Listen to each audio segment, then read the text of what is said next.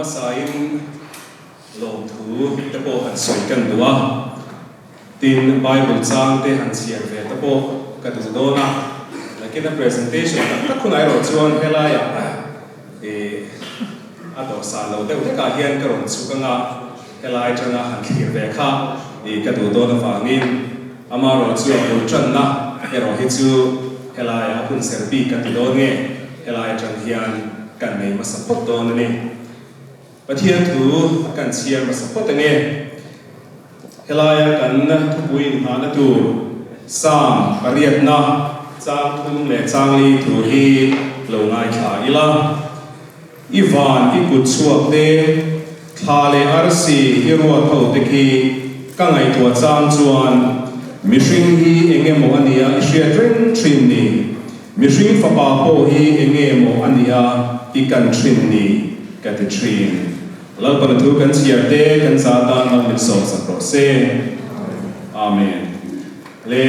thuma kan nei lo ka nga chong trai ma in kan ngai thla ta kan khan ei tun hi ka voi hi ron kal na ania kan branch khoi tu ten helai huna ke ni ve te lu mai hun Hmangtu ra mi ron som hi kalom khop maya atir phei chuan ron tai sual deuh amani o ti theng ta po khan e ka ngai tu ama ro chu ka ming kha an ron lam ri tik boxi a chu wa chuan pathian chunga le kan branch khoi tu te chunga lom thu am sa in kan soi tu ani hey AI chung chang hi a ming shrim hi chu kan hiat to ka ringa ke po hian ka review wa amaro chu AI hi ka thuk lo ma helai ron kal zinga hian ke aya hria po hi in tam ka ringa zarina hian in hiat nialo a hezokin karon hril don chu an nialo wa kan pani hian kan in zir ton ton ani tilai kha e kan soi lang masatu ani karma sani ngani khan ATC ya joint seminar kan neya chu kan joint seminar chu ATC Aizawl Theological College le John Roberts Theological College Shillong mi te kan ni a John Roberts Theological College chu mana kan pastor masate ron lozir chuana chera Theological College kan di khan ni a Hemikan Presbyterian Church of India nuaya hian pathian thu zirna pani poimo em oma chu pani chuan seminar kan neya chu seminar chuan paper buat sai tur zingami kan ni a mi pali kan presena pakhat chu keima kan ni a kan thupui po chu AI hi pathian thu zirna konga engan takin nge kan mangtang kayang ti khani kai buat sai me line kariruwa thil tak aron du ta ka soyang khan ka hello ema pastor ve mai kan dia ATC ya lechina kan ngai thak khan pastor turte cher tu mai kan nia hetiang lampang hi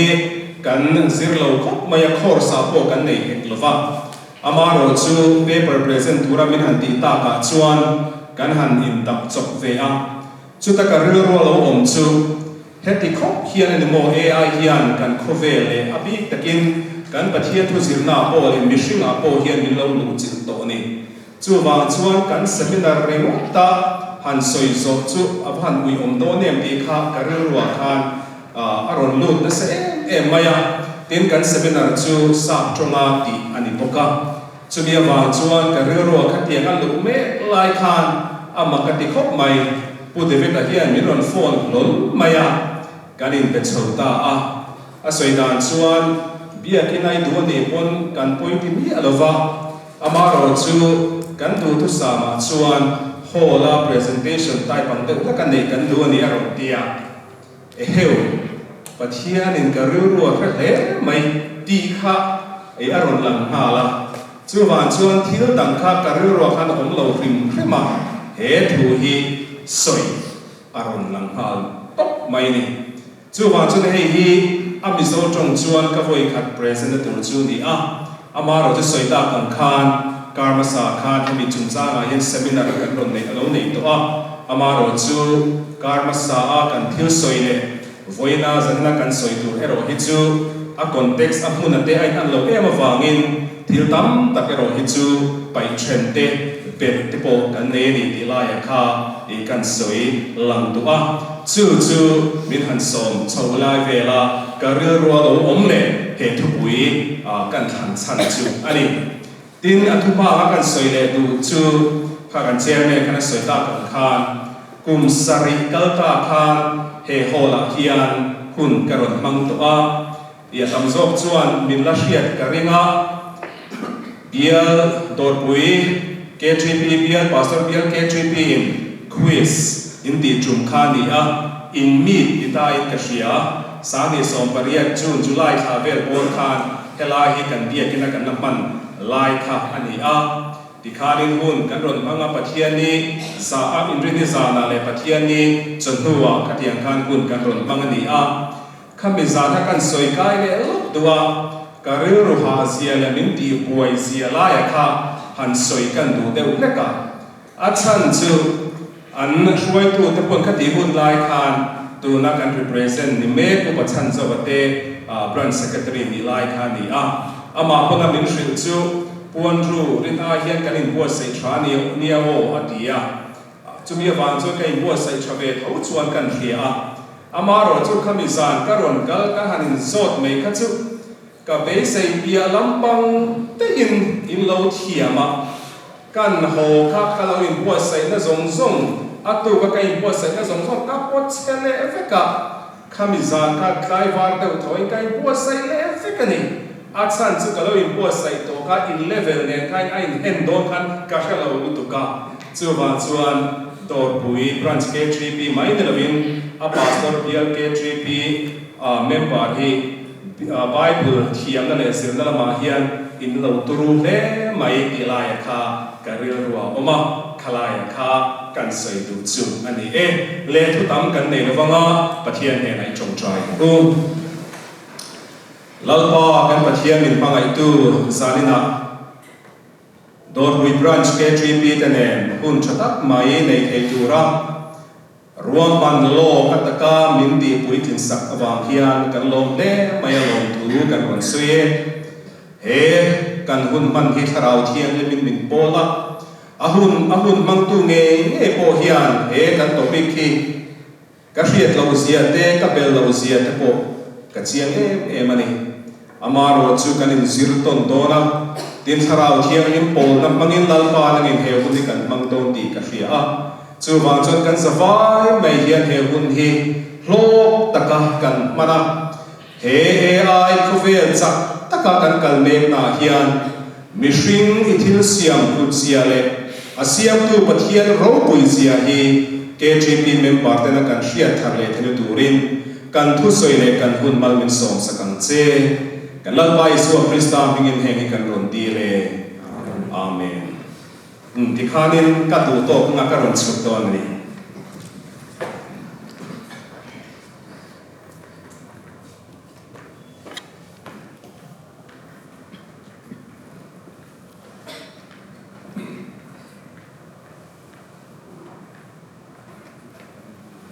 hol ani poka zalen takin kan Hmangtu ra ngai la helai changa ka ti ka chuan ka hu lei thei don si lova chu wang chuan helai chang hian I kan ti mai na enting nge kan ho thu ka hian ro man nan lo nei ka hrilova karil ro chuan slide som bi le pathum vel hi tuna kan hu chang hian kan buat saya thu sei pui ka siak lova thu toy de ka siak ka chu kan soi fia mai don chu ani a in ka soyang khan nakina ta kar chan ve the chu kan Hmangtu ra kan ngai chin ruma chu ai claim po chu ni mai theya ama ro chu ka ril ruwa chuan he kan soi nuwa hian zona le chhana ang chi te po ka han hong tai la thange mo ka tia in nang ma ni lampanga po hian feedback ka ti don nge ni khatiang kha ka du khop maya achan chu kan paper lo zia to hi academic journal la chua turan hiala kan remati chuan chuwa chuan kan hriat na a be tham maya nang ni K.T.P thalai ruwa ru pola chak tak engkim technology a po mi advance tak mai ke ni pastor te mai ai chuan nang ma ni atang hian engam feedback hi chu e kan be se khop mai chuwa chu wang chuan khatiang zong te po khan e kanin shetura te po ngai ta ila chu wang chuan in thlung lo ta ila tila e kha e kan soi tu a tinin zona te po hi ka chang ka thei khem lo mai the tin AI te ngat phe chu min ron so fak lo la ka du khop mai a chan chu smartphone hi kan kola kan thoi ve ni maya chu ba chu kan thui lo kan kal pui thui lo khop mai ama ro chu ti ro chuan kan ro hian per so tu ra chu AI kan mang in kan ti so ze dona chu ta chuan mihring le AI le pathian chun thil pathuma chu zanena hian kan ro lian per le nang mani atang puwa e kan ton tu deu kan be sei deu chu ni a chu wang chuan chu tiang chuan hun an mang don tai la ti kha e kan sei lo tu ani e le ama sapera chuan Stephen Hawking a thil thupa chang mang hian bul kan tran tu a ani hian mana BBC balai hena he thu hi alo sei tu a asa trong hian ani na ang hian karon sia ka kan sia thei ve tura ngaya a khai khom dan tu chuan Stephen Hawking hian artificial intelligence lo clear lo to a mithiam anni a mituru mi special anni a chu wang chu ani ngai da chuan he kan artificial intelligence hian mihring hi ala supersede le donani ti hi mana khan alo soi lo to a chu tu na hian a theng dik deu tho to ani deu ban mai chu lai chu abul chanan ka han soyenga amaro chu atoba Christian scientist ina athutlik na hi han pan le ka tum do na tuna Stephen Hawking sa thu ka cha nen chuan ai person do na ni chu lai chu Stephen Hawking sa thu ka cha nge kan ru alian so kang atoba karonti lan tura chu ti lai kha kan ro om ta sela kan ro om ta sela tin thil pakhat kan soi bel bak du chu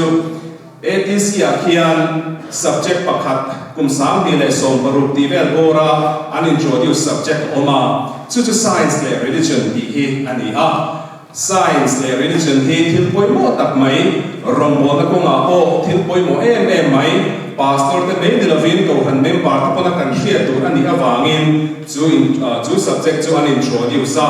chu mi a chuan ke po hi a subject invigilator kan yangin kumenga ma sa chu kal pui tu a science le religion hi akal to phengem ti po kha kan ril ruwa zona lo om sela nge ni heng thil pa ni hi chu a sang lakin akal turani ti te theng po hian AI le pathian thu kan sei dala ma hian kan ril ru lo nei bok tai la ti kha kan soi ma sak du ani boke le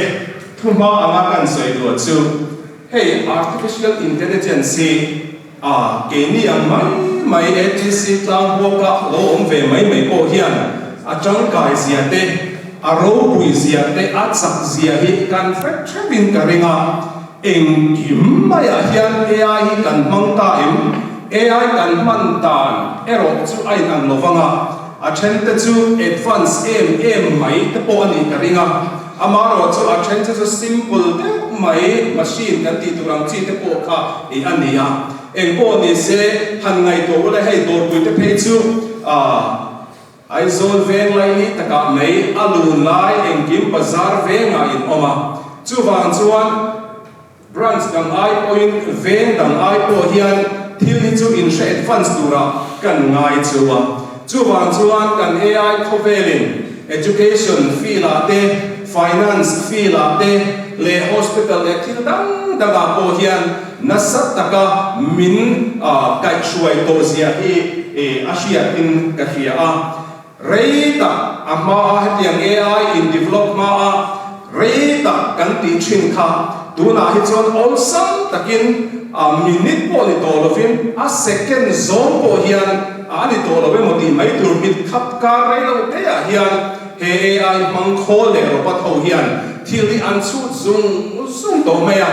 hey medical science a page one at advanced le zone mo ti te ka ngai tua hey robotic surgery te poi kan thre hey mizoram ma hi chuan cái gì ta thêm cái gì cần nên bộ hiện cái lo va chú tiếng expert ta bộ chú cần nên lo mấy cái surgeon ta chú cần nên ngà đến surgeon especially super khen ta bộ thiếu ta ngà ta bộ cần nên mấy thế à amaro chú robotic surgery thì thầy tu khó ba cái tiếng specialization này rồi cái chú cần đâm khéo mà về em bộ này sẽ cần soi đủ lại chú mihringte na kan ti thei pia lampang te kan mu thei pia lampang te kan khoi thei pia lampanga hian olsam te mai hian kan hmun atang te hian thil hi kan lo ti chuak zum thei to mai a chuwang chon AI hi alo poimo le mai hei tu na ta po hian K.T.P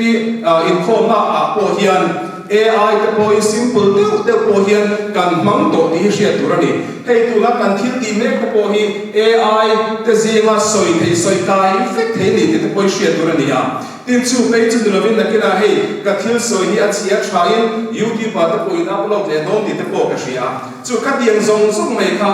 artificial intelligence a po tlema a level huai te hlek mo sam tu chu ni lo mai thei a level huai te hlek ani a chu wang chuan tu na kan che vel le kan khovel bo ro ka hian kan hiat lo hian kan hiat lo la hian artificial intelligence hian min lo kai shwai na se emani ti a chiang em mai ani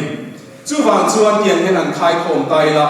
artificial intelligence chu kan lo trong kai puya kan nun poi na ha dam pha ani ti la ya khani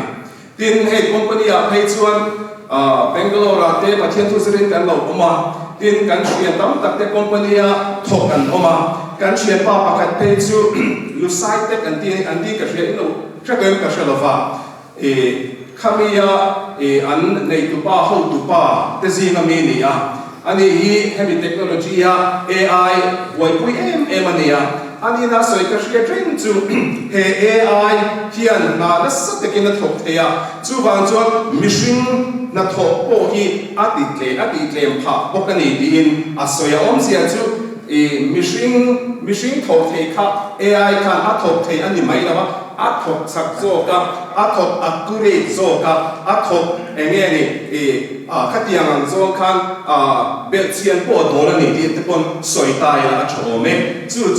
AI na a soi chu a ti chu lo ni ta ni chu ti mo ro chuan hei kan hriat ro I robot ti te Terminator film ka kan effect to en so baran parlok te u khai a chhe mai en lo te mo so an lo ko ka lo en sin te u heavy Terminator le I robot pi ka la sound ka ka ne tu ka ne ka wa chan ta AI lo ka thiam ma ro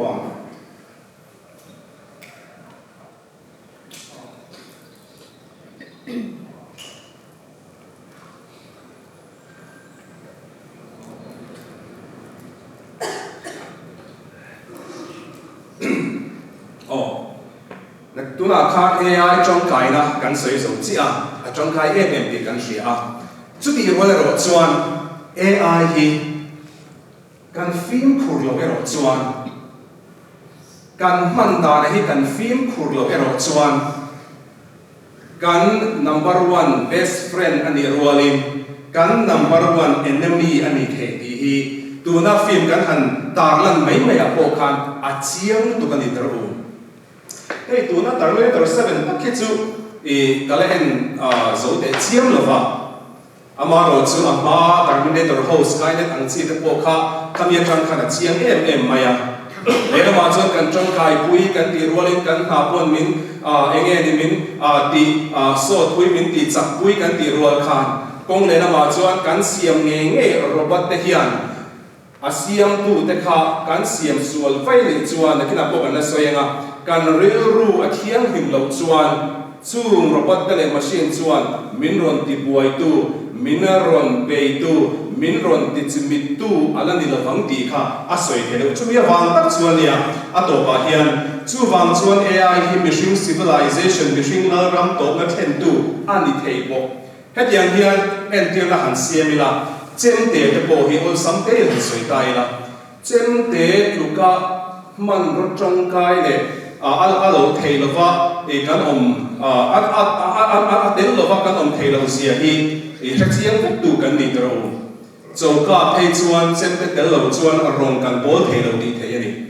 amaro chu he chem te ve ka hi tangkai he ma sela ani lo zo kan man vai ro chuan min nun na lak na man ruwa la om ber ani thu ani chu chem te chu angai rengang cho ka chuan kan nu ten cho be tui tak siam nan an mangam maro chu chem te chu ani lo zo kan man ro chuan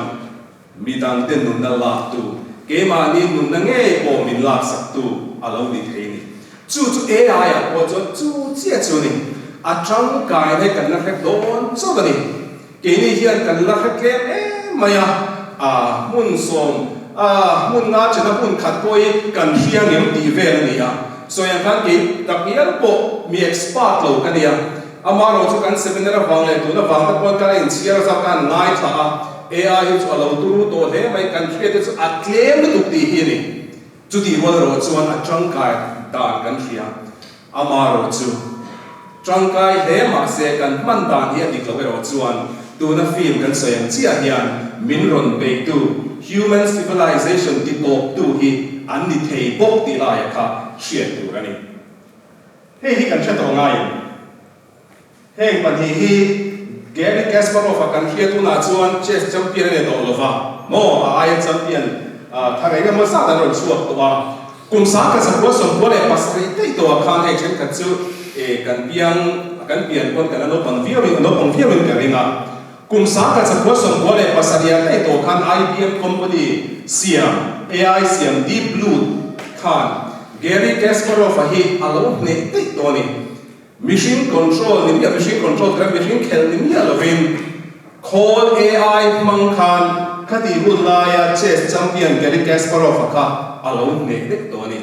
amaro chu machine ani lo wang ro chuan chu tiang in world chess champion am pon chu ni chuang lo na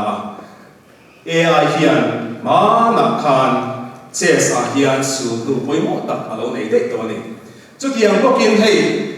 human world god hi kan hiam ka felova hey Korean film kan en phone in karina Korean film a chuan hey engemo lung mam da manga draft code an khelang deuh hi ni mai ka soi thiam dan a chuan kha go an ti chu ni a khalaya champion ne thin Lee Si do la po kha kum sang ni le som ru pa ni de lak khan hemi Google company siam AI alpha po khan alo ne pok to ni chu mi kan soi du na chan chu AI hi alo advance to khop maya du na hian kum sang ni som ni le panga kan mang ne ka kum sang ni som ru po chu la ka ala ma de le kum sang ka sakwa som ko le pasaria te to khan Gary Kasparov po hian AI siam call mang tu chu alo ne to lo ba ni ti kha mi thiam te chuan an lo soi te to ni chu wang chon AI hi kong le lama chuan alo tangka in man ro da nga ta ko hian lo phang fo ni ti la ya kha lo kha ta mai mai tai la ti kan soi le tu lok ani le chu tiang ka ra chuan ka ti don to ni AI ko ka han soi view ko ka tu wa thil tam ta ko ka la amaro chu kan hun nei na zir lo wa tin ka du na ta ka ko ka lo du don mang si lo chu wa chon kan oi le na ka chu tiang ka ra chon mi hring hu ka le pathian an puya siam kan ni nei eng tin nge kan ti ta so yang khan AI machine te AI robot te atang kai e ma acha thei chon mi hring te ai ko hian an advance to zo ka mi hring te ai na an thop na sa to zo ka mi hring te ai an result ko accurate boxia company chen kata phei chuan sum le pai tam tak se na machine employee ai chuan call siama man tang kai mai ta po kha an lo du chan to ni chu om zia chu machine din mun kha ader tho ta tlat mai ni tura tanga rei lo te a phei chuan machine tam takhian jobless hun hi an la nei ka wang ti hi a soi thei lo wani a chan chu AI manga call an siam kha engkim maya kan mihring ai ko khan achama ma zo ke ma ti mai tur kha ani to sia chu tiang din huna chuan kan om me to ni kan lo om sel ton chu wa chon chu tiang din huna kan om me lai chuan mihring hi enge li ta mihring din huni en tin nge kan soi mam ta kan Pathian an puya siam pathian in ama an pui mihring a siam mi pa le be chia ti te kan buha chu wang chuan pathian an puya siam mihring hi he AI khawvel chak to taka hian engang takin nge kan la hlut kan value system hi engang level nge ani ta dilai hi apoi mo ta mai ni achena phei chuan ka soyang kan mihring te ai point na an thok chak zo ka arang boka mani loka ChatGPT kan soya tuna phei chun DeepSeek kan tile to ni taru DeepSeek kan ti to Dawrpui maya ma se lo reng ro zo nei ni ma ni lo ma ila DeepSeek aya turule sakhechu aro na chuak le tho do na ni cha chu technology chu engkim mai hi kal pur mai ni engpo ni se ChatGPT ri wa to pui to nia meta ai ri wa thala ya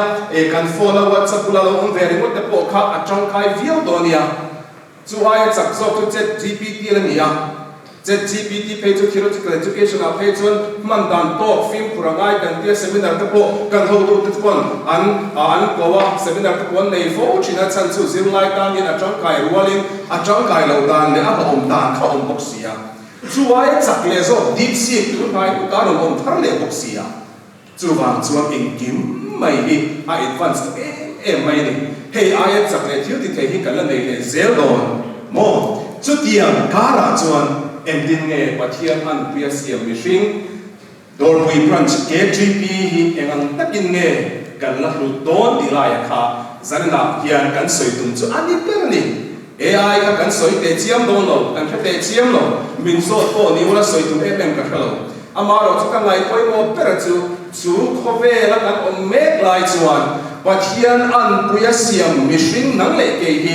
engang takin nge pathian mai delavin kan mihring puite mida hian kan la zel don kan la tam hi engang chen nge ni zel don ti la ya kha kan soi tur chu alo ni ta ni kan pathian thu yen tinge ti kha pathian in ama an pui mihring a siama Genesis bung kha chang som ti pasaria te Genesis bung kha chang som thum le pakata pathian in a thil siam te ena tha ti em ati te kan bu boka tin na china Bible chang kan sia tak so mihring ni enge mo ni a sia tren chin ni an tia mihring ka kan Bible kan da poi mo em mai ni AI o ma te kan Bible chuan mihring da poi mo ro pui sia ma se AI khawvela hian mihring te kan lo regem kan hu zel donem nge kan hu na hi an niam tia kan shwe pa pakhat pe chon company thokania athil soi chu ka ngai tu na hi kal sual chang phei chuan mihring hin akila chuan na in chu hian kan la in ti buai to an khop a chan chu na wang ani lo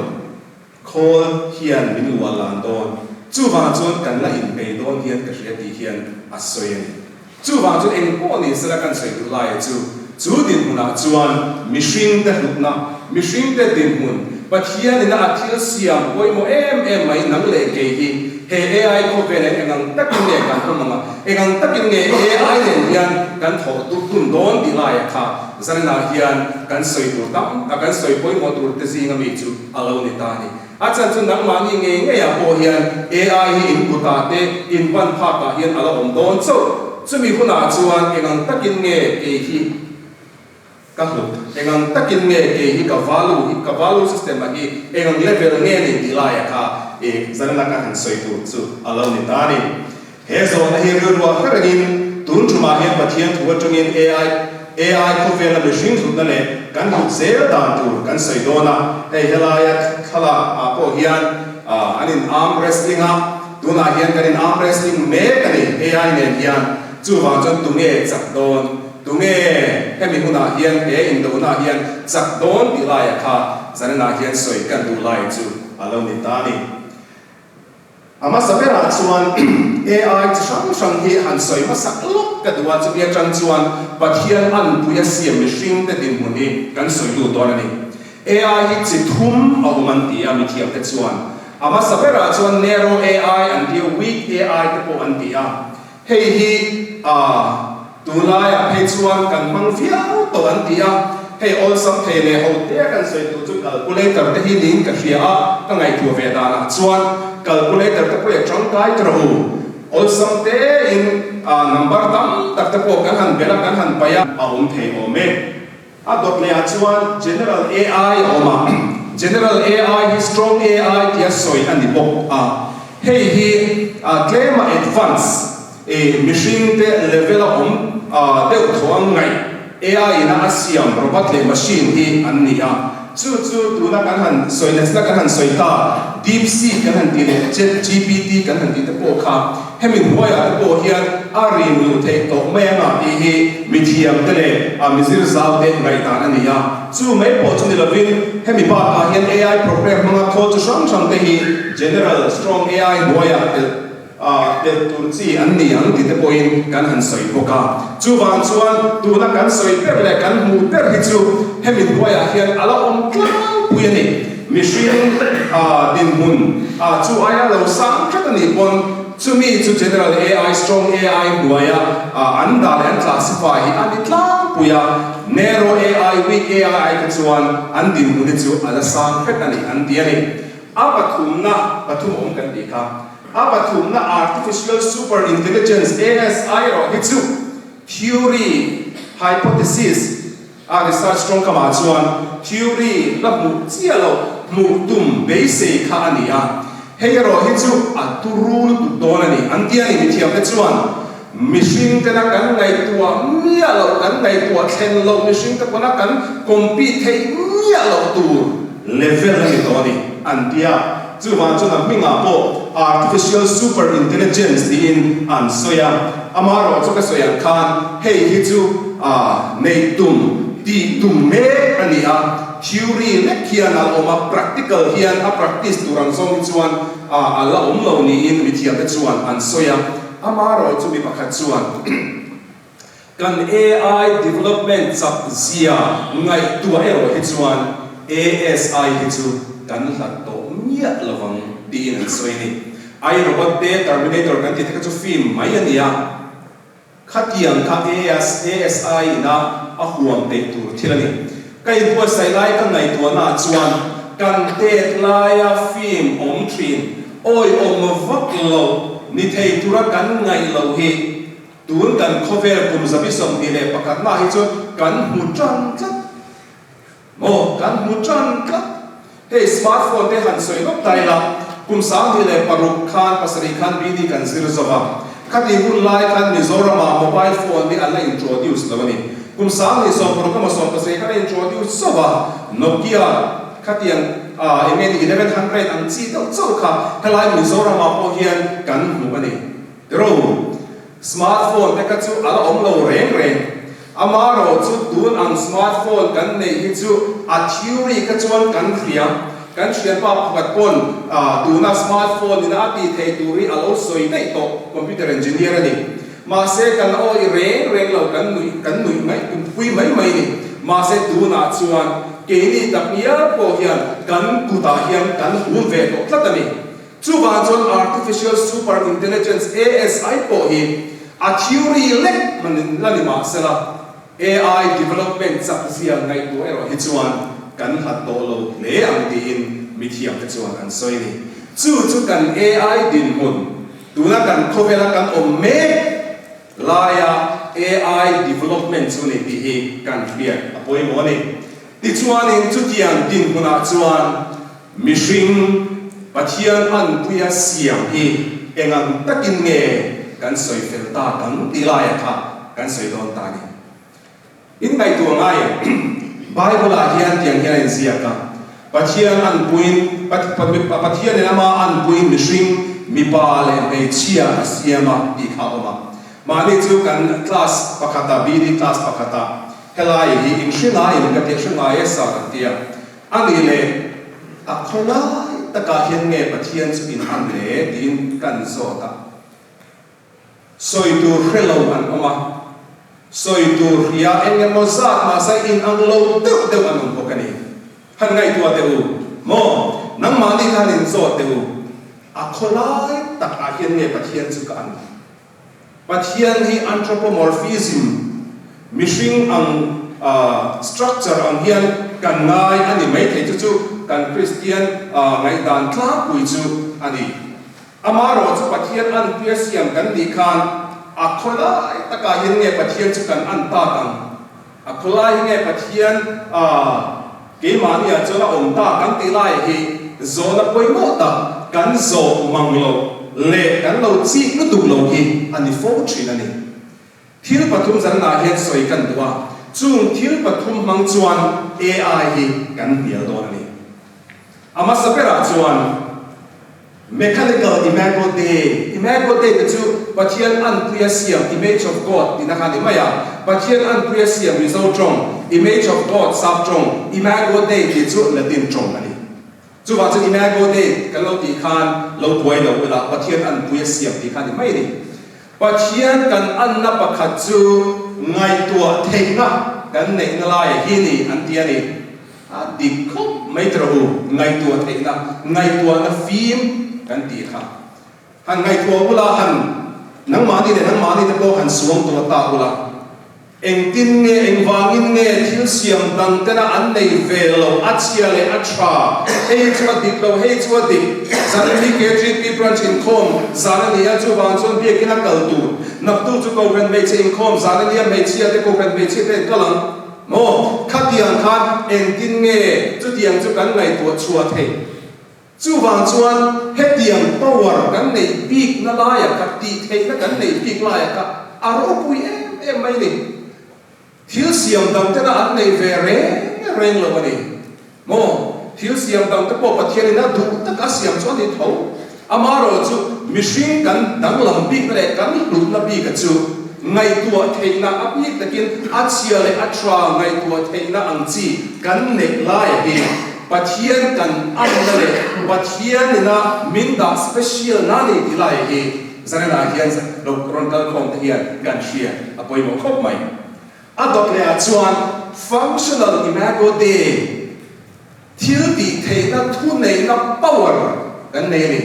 em tir na a K.T.P rong bol na chuan hetiang zoma soi chu moi lo mai thei a power le thu nei na ang chi chu amaro chu kan branch committee te hi chuan K.T.P in rel bol na hi chon thu nei na hi chu an nei ni tro committee an nei a tikhanin committee thu chua kha chu tia ka tiang chon ti turani kan han tia le chana po khan kan branch secretary in jokapa group hunting rule te tu mane vai ka dinamik ti lo re in ding mai ni mo chu thu nei na kai mo chana chuan kan nei ke pon tiang hian thu kan soya in ngai tha ni mo chon power authority kan nei ni chu wang chuan thil siam dang te aya enge mo power kan nei na te thu nei na kan nei big real na te hi pathian an pia siam pathian zia ke mania om le bet ani din mi thiam te chuan an soya helaya Genesis pung ka chang som ni le pro pathian in kan an puin ke mania takin mihring siam ila an ni chu tui fin re ka sa chunga te ran nung le bokwa ka zo song chunga te thui nei ti ramu ti te hi an tran chan ani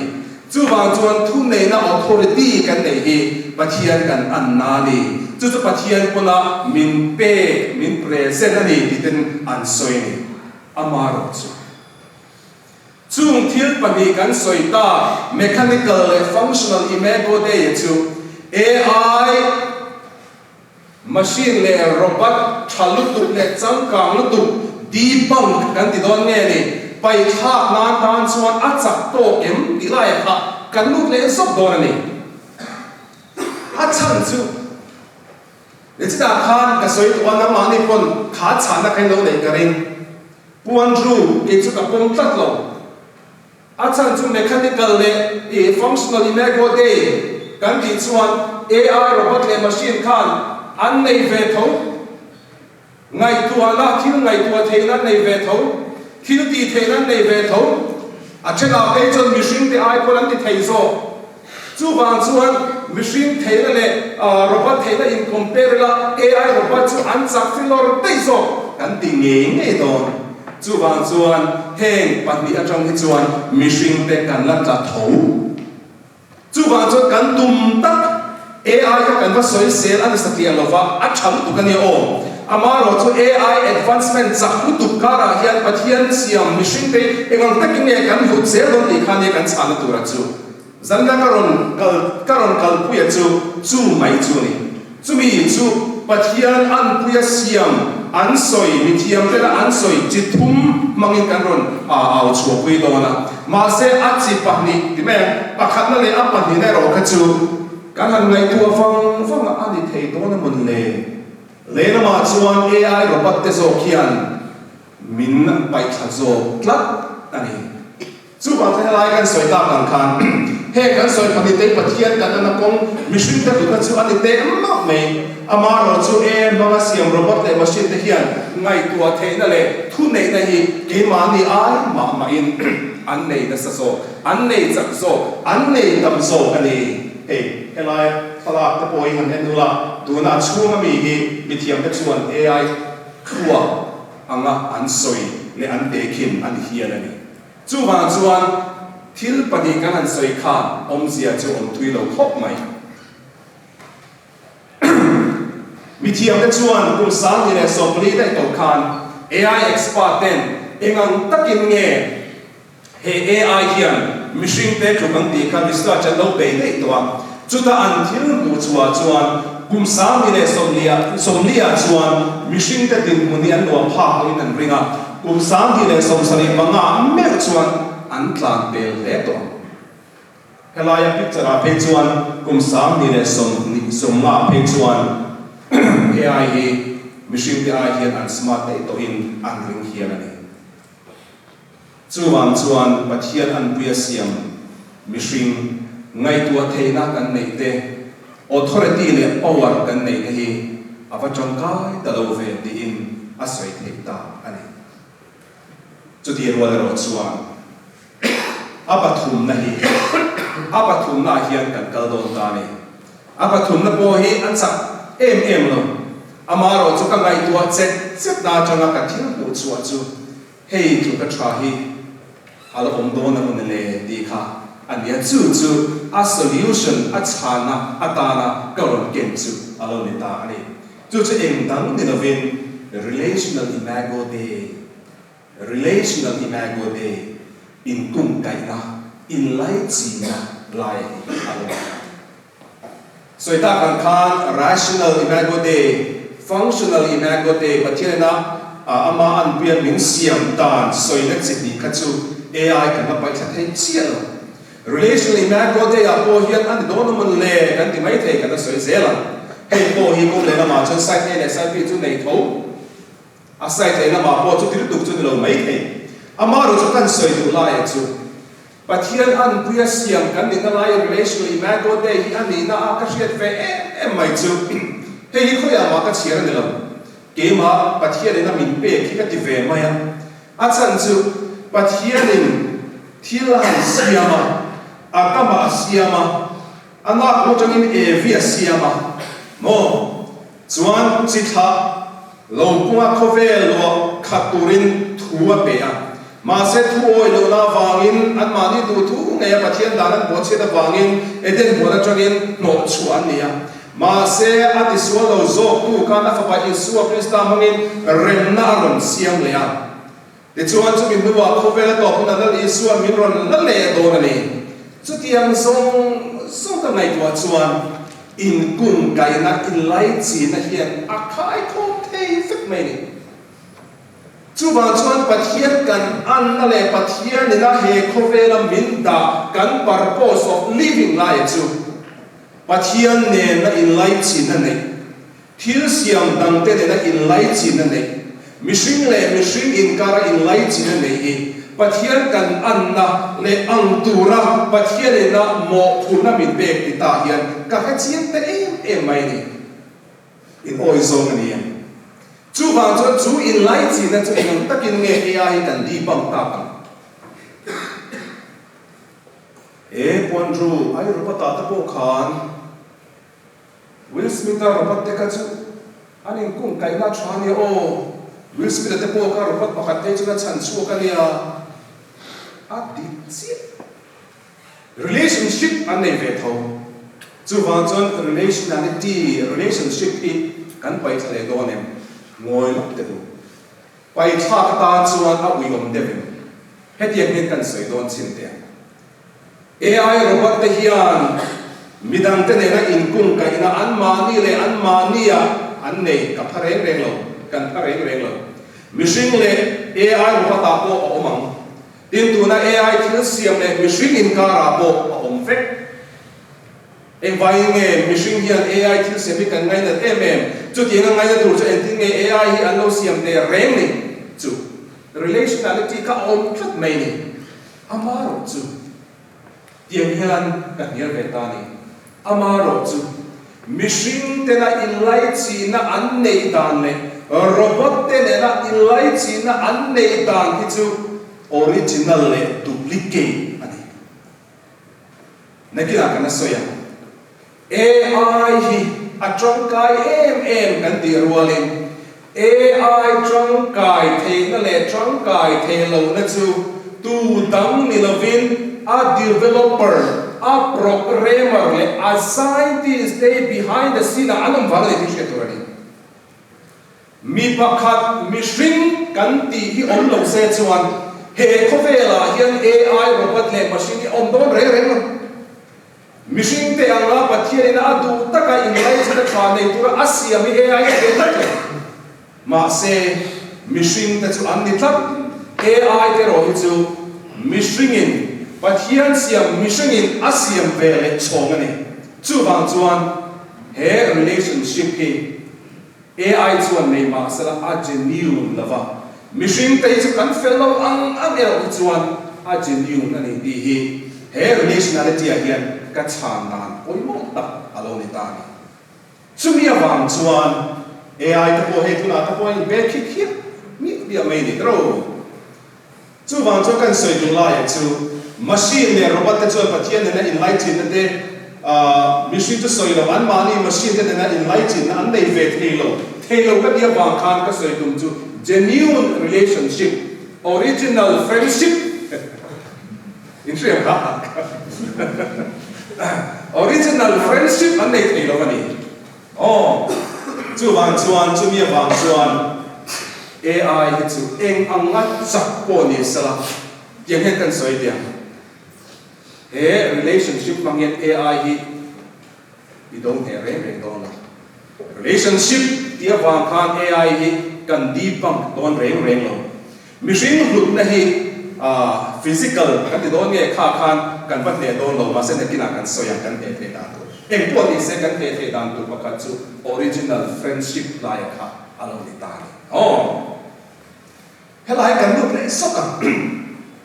ni na mihring ni na identity person bu ti poi mo ne bokani puan ru